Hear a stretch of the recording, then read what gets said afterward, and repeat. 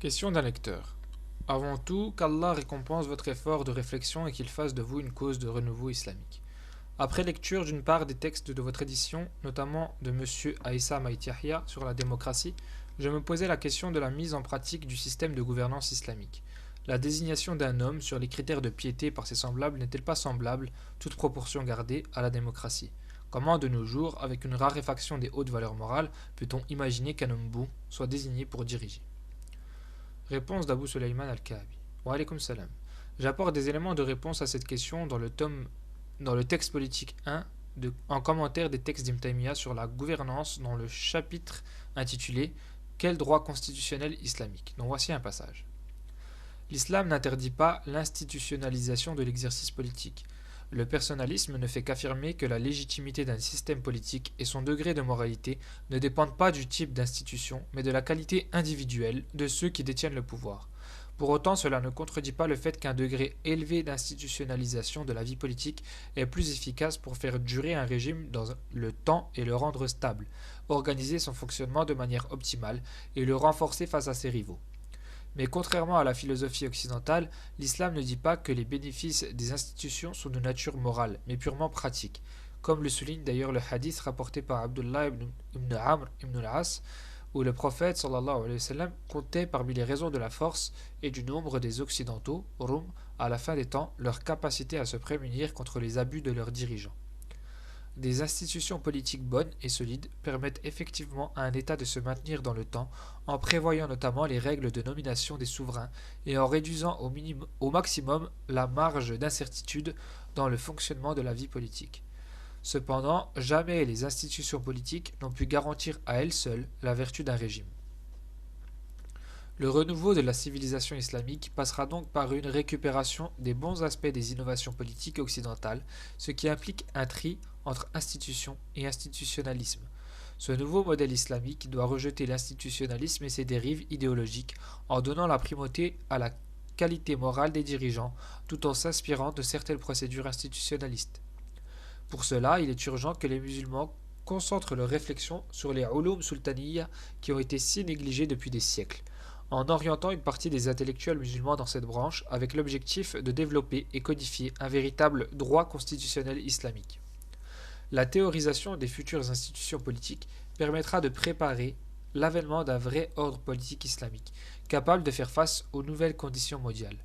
Une population humaine bien plus importante qu'il y a 14 siècles, une concentration de cette population dans de grands centres urbains, l'élévation générale du niveau d'instruction ou la sophistication des moyens de communication. Quelques pistes de réflexion. Prenons l'exemple des mandats et la question de la désignation des gouvernants. Il a déjà été évoqué dans la préface que le système de suffrage universel pour élire les présidents n'est pas compatible avec l'islam puisque la compétition électorale favorise automatiquement des personnes ambitieuses dont le tempérament est contraire à l'éthique que l'islam exige des détenteurs de l'autorité publique, ou parce que le suffrage universel implique la participation des masses de personnes incompétentes et non motivées par la réalisation de l'intérêt général. À ce titre, les critiques développées contre la démocratie par les auteurs grecs de l'Antiquité suffisent déjà à décrédibiliser totalement le système démocratique qui soumet forcément aux passions des foules incultes et égoïstes le choix des dirigeants. Cela étant dit, il faut aussi admettre que l'absence d'institutions et de règles fixes pour la désignation des gouvernants est aussi une source de problèmes.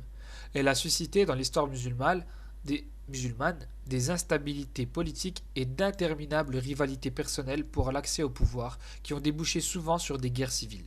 La conséquence de ces instabilités fut la victoire du système dynastique qui s'est finalement imposé à partir de la fin du règne de Muawiyah, quand celui-ci décida de désigner son fils Yazid comme dauphin pour lui succéder après sa mort.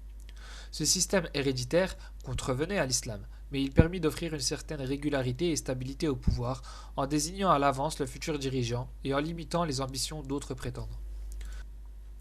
Cependant, il y a eu avant cela des tentatives d'institutionnalisation pour régler les successions, mais qui sont restées sans suite. Sur son lit de mort, le calife Omar ibn al-Khattab a créé un conseil de 6 personnes sur la base de leur ancienneté dans l'islam et de leur qualité morale et intellectuelle reconnue de tous. Ali, Othman, Abdurrahman ibn Auf, Sa'd ibn Abi Waqas, et Az-Zubair ibn al-Awwam et Talha ibn Ubaydullah. Il désigna également un arbitre neutre non éligible, Abdullah ibn Omar, pour désigner le nouveau calife et deux assistants chargés de contrôler les délibérations, Al-Miqdad ibn al-Aswad et Abu Talha al-Ansari. Il ordonna aux 6 hommes de s'entendre pour désigner parmi eux le futur calife et limita ses délibérations à 4 jours. Dès qu'un de ces 6 membres obtiendrait le soutien d'au moins 4 autres, il serait élu. Si les 6 hommes se divisaient en deux groupes, 3 soutenant un candidat et les 3 autres un autre candidat, ce serait à l'arbitre d'apporter sa 7e voix pour trancher. Cet ijtihad, initié par Omar ibn al-Khattab, nous permet de concevoir un nouveau système de succession adapté aux contraintes actuelles. Il suffirait de reprendre cette expérience, mais d'imaginer un mode de fonctionnement plus stable en s'inspirant des innovations occidentales dans le domaine institutionnel et procédural. Il sera alors possible de concevoir un système islamique pour gérer la désignation et la succession des dirigeants. Par exemple, au lieu d'organiser spontanément un conseil de 6 membres dans un moment d'urgence comme à l'époque de Omar, il faudrait créer un conseil califal supérieur permanent composé de 6 membres reconnus pour leur ancienneté, leur qualité morale et leurs compétences. En temps normal, il serait chargé de conseiller l'émir et de le suppléer pour des missions importantes. Et en cas de vacance du pouvoir, ce serait parmi ces 6 hommes que serait désigné le nouveau calife ou émir.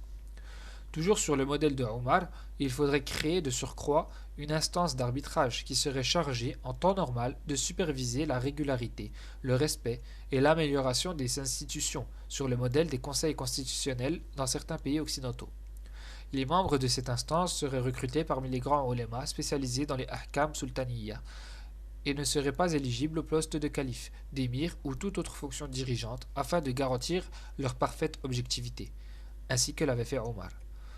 Et au moment de désigner un nouveau souverain, ce seraient ces juges qui seraient chargés d'encadrer la procédure de désignation en invitant les 6 membres du conseil à désigner chacun 2 autres membres de ce conseil dans un ordre de priorité. L'instance d'arbitrage recueillerait anonymement les voix de chacun. Si un nom s'impose en premier choix, il est désigné. Si 2 noms apparaissent à égalité, l'arbitre prendra en conséquence le deuxième choix pour trancher.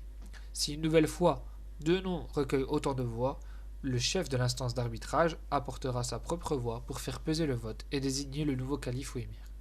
Il faudrait également imaginer des mandats limités dans le temps, une dizaine d'années, pour parer aux aléas de la santé du souverain et soumettre l'exercice du pouvoir à des échéances connues et prévisibles. Toutes ces mesures amèneraient à fixer ces grandes lignes dans des textes constitutionnels rédigés et amendés par la haute instance d'arbitrage mentionnée plus haut. Et pourquoi pas, pour encore stabiliser davantage la vie politique islamique, revenir à un système de cursus honorum que pratiquaient les Romains. Les hautes fonctions politiques étaient attribuées selon l'âge et le parcours des aspirants, ce qui garantissait l'expérience et l'aptitude des dirigeants et magistrats.